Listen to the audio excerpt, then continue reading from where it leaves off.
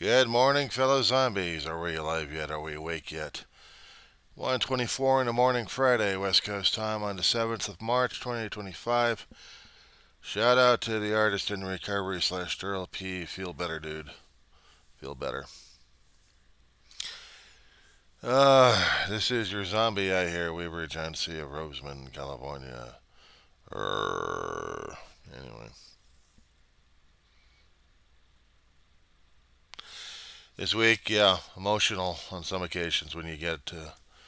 Oh, great, now I'm doing a diary of the griever named John Weaver, which is me. Yeah, therapy works. Therapy works. Tried to stay away from some of the stuff that was going to be getting me nailed left and right emotionally, but unfortunately, I did. I'm waiting for my dog to fall asleep so I can get this stuff done. She has a tendency of she can't smell me in there, she'll go nuts. Wanted to talk about the dreaded P word again. However, we're going to be talking about space politics. Yeah, I did. Reminder, boys and girls, when we got into space politics, it was when Sputnik was launched by Russia back in the 50s that started our space race. And our communication satellites, uh,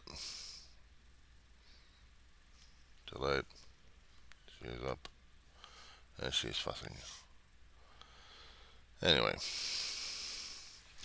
started our space race, started our conquest of the galaxy by putting junk out there. And for decades, older than me, we've been sending stuff out there, radio signals and stuff, trying to see what's happening in the universe. We had sent men to the moon because of political whims.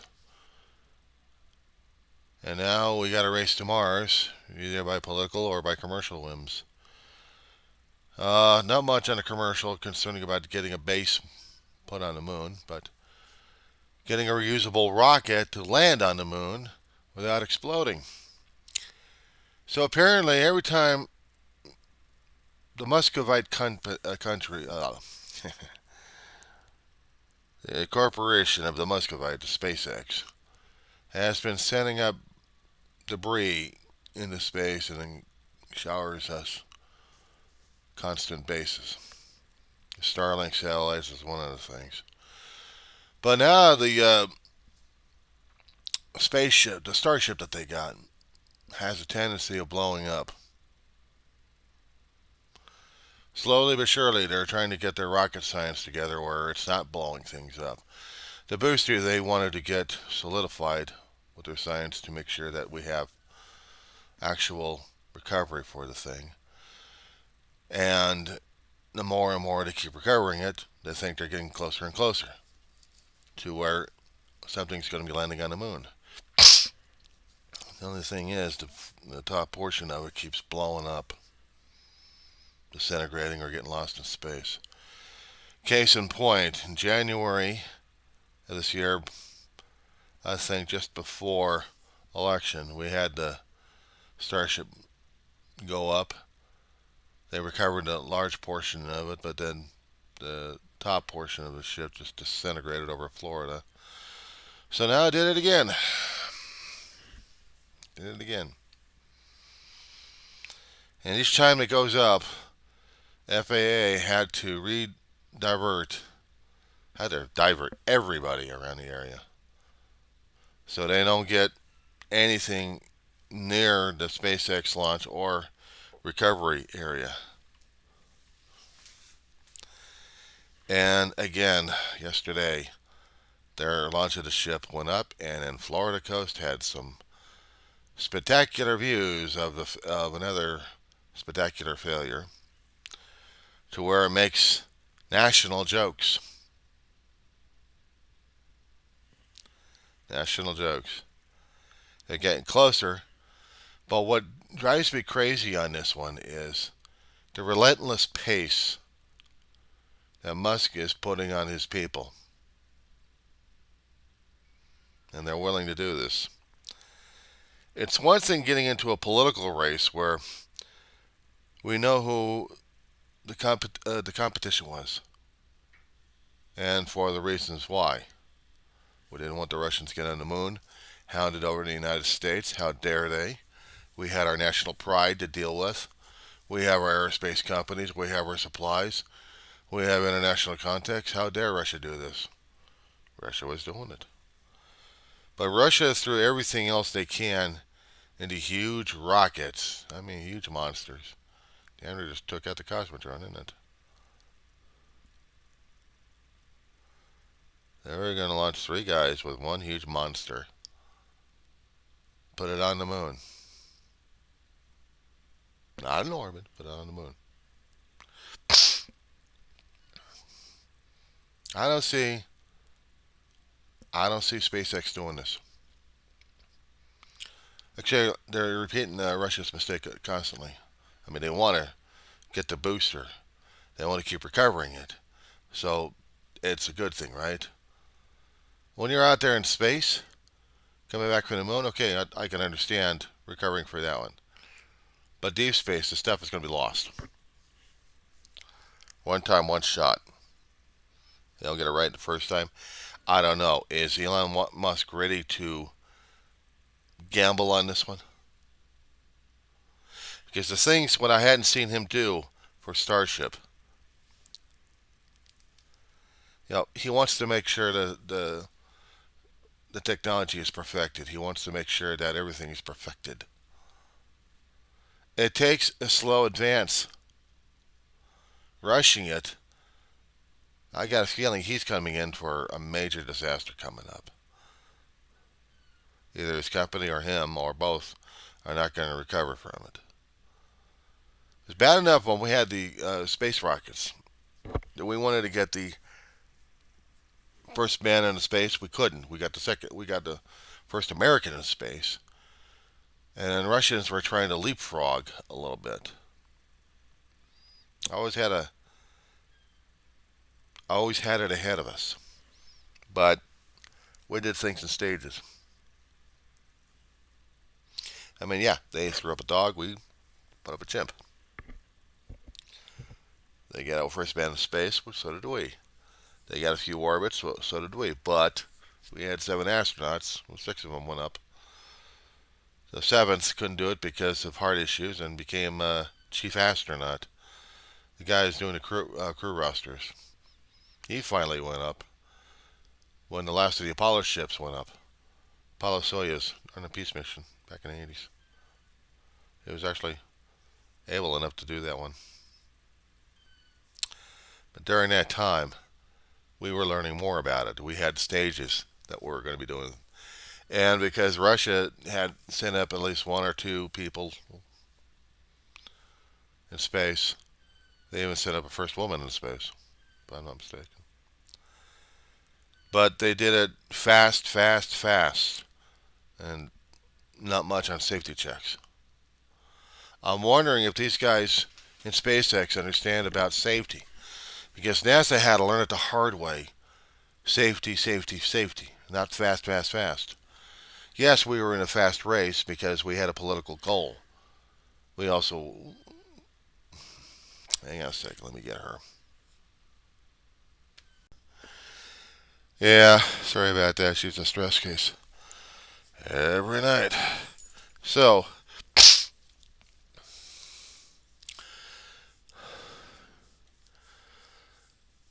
They were getting their guys up into space, trying to build up the endurance, but so were we. We were doing things in stages. If we were going to get to the moon, there had to be a plan to do this. Granted, it may look complicated as hell, since nobody else had done it, but we were learning the science like crazy. Russians just built bigger, and they wanted to get there in a hurry. They were going to load it over everybody. The Kremlin over everybody. Yeah, we made a We made a dedication.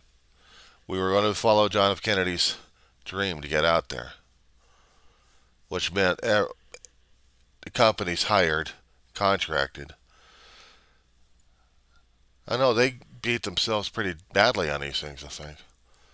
But we had to. We were in a political race. The atmosphere was charged in those days. The atmosphere, yeah, it was really charged. Go America, go fever was it. Everybody was on the national chain. Everybody was going to be doing this. We had to do this to save political face. It was us versus the Ruskies. We don't have that today. We don't have that today. In a commercial, they wanted to be the first one up there. Okay, well, we had first ones up there. And some of the technologies they still want to get up there in space is basically building space habitats. They're still trying to perfect and understand and analyze just what kind of a rough environment we have. The longer we had the International Space Station up there, that was our test case. Under any and every circumstance we've got up there. Radiation, micrometeors, solar winds. There's a dedicated testament to mankind of trying to conquer space and trying to be a benefit to everybody. Trying to be is the operative word, or operative phrase right there. Musk wants it for himself. He got rich by government contracts, by taxpayer money. How he built his company. So many frickin' grants he's got up there. He's taking everyone's money. And continues to take money. Just so he can get up there. This is not a national race. This is not even a commercial race half the time anyway. Yeah, we want to get something up there, but we want to make it a national situation over here. We got a few countries that wanted to get themselves on the moon. Well, for political reasons, we already done it. And we already lost all of our astronauts, and not to mention our engineers. If we have a few astronauts left, they're in there in the 80s and 90s. And so are the engineers. All that engineering experience and knowledge gone. So now we got to redo things all over again. We had the space shuttle. We had the engineers for that. And how to get those engines working. And some of the technical issues we still had, which was the heating tiles. When a ship goes through the atmosphere, it's building up a hell of a lot of heat and friction over here. You had to have enough tiles to protect the people inside the cockpit and inside that environment. Otherwise, Bake City, Broil City, and poof. Columbia was proof. You rip away some of the tiles, you get the gases built up inside the ship. Makes it a tremendous force to blow the thing up or tear it apart left and right. Screw up on the O-rings on the space shuttle years earlier. Engineers forgot about cold and heat, what it does to rubber.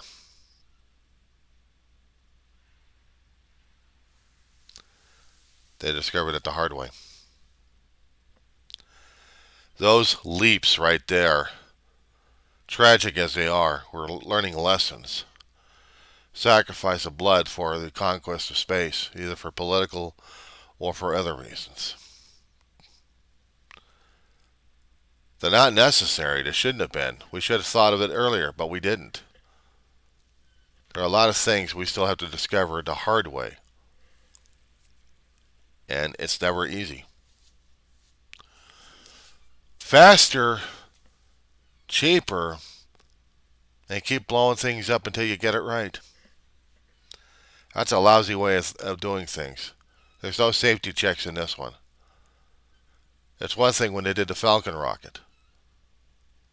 The low Earth insertions of getting capsules into the space station docking area and then bring them back home safe.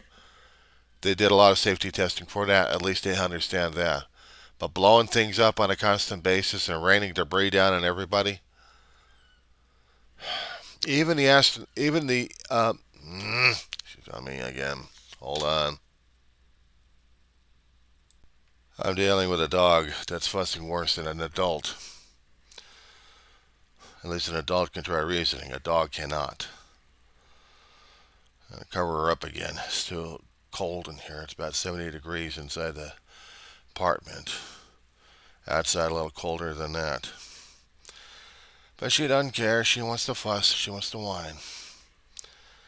So either she's going to be running around over here or else she's not. I wanted her to sleep because I wanted to get some sleep. But she won't let me do that. That's why I call myself the zombie. More sleepy issues than I've ever had before. And dealing with a juvenile brat's one thing, but dealing with the senior, oh yeah, boys and girls, challenge. Back to the space. What I'm noticing is Musk is in a hurry to get out there. He wants to get to Mars. He wants to get there fast, fast, fast. He wants to live on Mars. He's got this thing stuck in his head on this one. It's one thing if we're going to be doing for national pride and getting the companies together to do this thing for the United States government. I mean, Boeing Starliner was going to be one of those things, but I haven't heard anything coming out of Boeing yet. They've kept things quiet for a couple of years on this one since well, actually, months since they had a problem with the helium tanks. So I wish they had put more news out there for the public and press to understand if they're still in the game or not. If they are, cool. Bezos and his Blue Origins is just popping people up for a few seconds of weightlessness and popping them back down. It's sporadic, it's slow on that one. I'd much prefer if he was doing something else instead of just doing the suborbital. Virgin Galactic went out of business, I think. Couldn't get the enterprise going, couldn't get enough funding and sponsors for it, so Branson's out of luck on that one.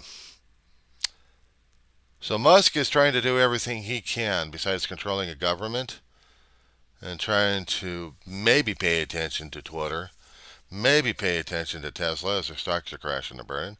But no, he's selling bet on making sure that everything works right in the government so he doesn't have to follow any rules or regulations or safety requirements or any investigations that might prove something demonstrably wrong with him and his company. He doesn't like that. He doesn't like being overseen. The bitch of it is in our country, we need the overseeing. We need the overseers at this point over here.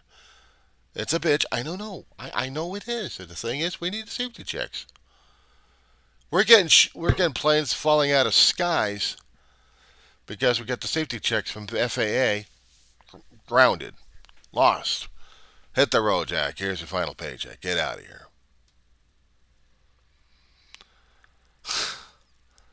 So now we got safety checks being screwed around left and right in our country.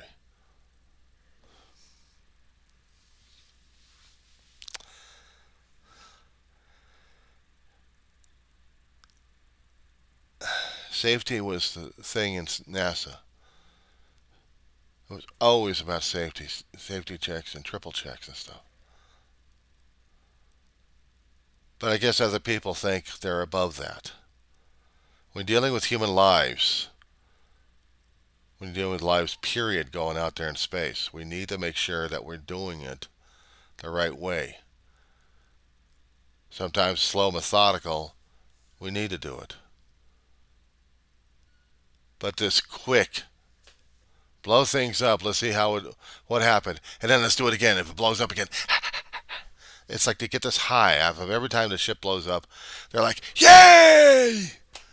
Every time I keep seeing these things that they show up there. Oh, we just have another malfunction at this point over here. But we're recovering this thing, so that's a win right there. I'm like, if you already put people on board that ship and the damn thing blew up, how the hell would you feel about it? Well, we just lost a few volunteers over here, but we got more volunteers over here. And Musk is ready to go to Mars. Is he? Is he an engineer? Does he have any technical aspects or actually working knowledge of aeronautics, of astroengineering, of the electrical systems, of the engineering systems all throughout the ship? Did he actually design anything himself? Did he have to learn how to flick a switch and know how it works? When you're an astronaut, you had to learn your ship. You had to learn your ship. If you're going to be doing repair work, you do the repair work. You're going up there in the International Space Station, you better have some engineering skills because they do a repair job. Is Elon Musk an actual engineer? And if they happen to go out on Mars, to go to Mars finally, maybe in about 10 years or maybe more, I hope, let alone to the moon and back. I'd like to see him do a moonshot first before he gets to space legs of Mars. Because those clamoring for the lunar shot, either going to be staying there for a while or they're going to be going for the Mars. And they have to know their ship inside and out. Once they're on the trip out there to Mars, there's no going back. You have to know your ship. You have to know how to repair it. You have to have the materials ready to do that. Do you know how to use a duct tape? Soldering iron? Duct tape I can do. Soldering iron, forget it. I'm screwed up on that one. But I can duct tape. But it's more than just that. It's also endurance and learning how to endure space. The more we have the astronauts out there, I know they're going to be exposed to whatever things, but because the station is shielded in a way, and they're in a low Earth orbit, they're not getting that much radiation. But how much exposure and how much can a human body stand in space, for deep space? We don't even have gravity plates invented. We don't even have a centrifuge invented in order for astronauts to survive that chaos. I mean, personally, when I was a young kid, I wanted to fly in the space shuttle. I mean, yeah, Apollo astronaut would have been nice, but as a young kid with heart conditions, heart surgery, didn't happen. Didn't have the smarts, didn't have the body for it. But I had enthusiasm for the space. I had enthusiasm for the space travel. I had enthusiasm for science fiction. The future was cool. I get older, I get more sanguine in my time. So I'm a lot more worse off. I see more issues on planet Earth than I see anything else. Yeah, humanity needs to go out there and form space colonies, but we have to learn it all. How do colonies work? It's not the political structures. It's not yes men at this point. It's pure physical survival out there. We have to have environments created and built so we understand the rigors of space, of how to live in an environment, how to grow food, if it's going to be edible or not. Can we do that in a hospitable environment such as the moon or at least Mars? And on Mars, you have to depend upon everything. If we can't get it from Earth, we have to depend it upon Mars. And if it's got it, it's got it. But if it doesn't, we're screwed. We need more information. We also need to know how we're going to be able to build with the material that they've got. We need construction. We need to look at the material on Mars, and at least on the moon, and form ways of making moon rock into building material, into fabrics, into extracting elements out of it for fuel, for air, for water, if necessary.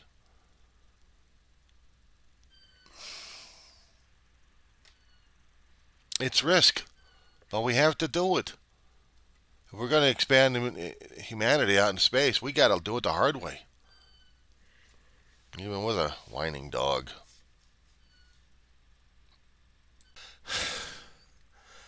Self-assurances and self-glib answers are not going to be the ones that are going to be getting us through this damn thing. With all the knowledge we're still learning on this International Space Station, even on the Soyuz station, Even on space stations that the governments are making at this point over here. The scientists and engineering are learning from each other. The engineering teams are starting new ways, hopefully. But when you have politics involved, when you have engineering programs diverted, when you have racism or anything else happening in the programs, it dilutes everything. It makes there's making weakness, not political strength, not political character, just weakness all around. So that's why I got a problem with it.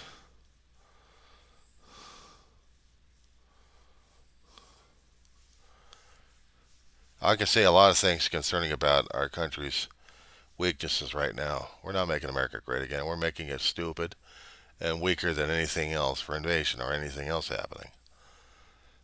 And for a political fall just because of ego and megalomania. We want to save the human race. It ain't going to be the United States doing it. We're not leading the charge. We're playing politics. We're playing patty cake. We're playing head games, and we're playing into a megalomania and egomaniacs.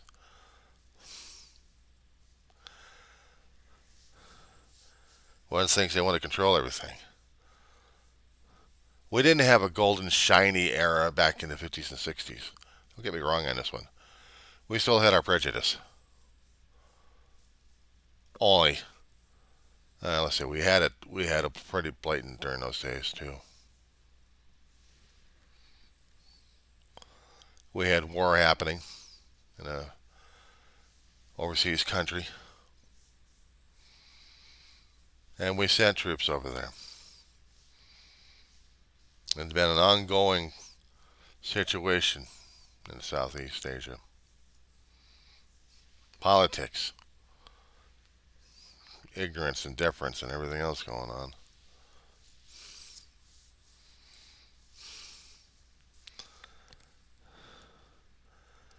But even during those days, we still tried to have the smartest people we could hire, even if they were diversity, pluralism in any way, shape, or form, or in every way, shape, and form. But we were going to be doing it as one country, one nation. Struggle as we did. And diversity made our space program strong. Everybody shared. Everybody shared into it. I'm not quite so sure about SpaceX, and I'm not quite sure about this mad race. I worry about a lot of things in this situation. Who's the absolute competition that we need to beat? If it's competition that we need to have, you know, then we need to have that kind of race going on, don't we? Is it because we need to be the first on Mars? And who's the we at this point? Humanity, I can understand if we meant it that way. But race? Nah. If we're going to be doing it by country, well, then the whole country's got to be involved in the situation, doesn't it?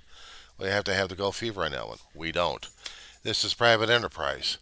And private enterprise is trying to get all the money they can for the government, including out of my damn pockets as a taxpayer. Well, one time. But if I'm paying sales tax, I'm still a taxpayer, so screw it.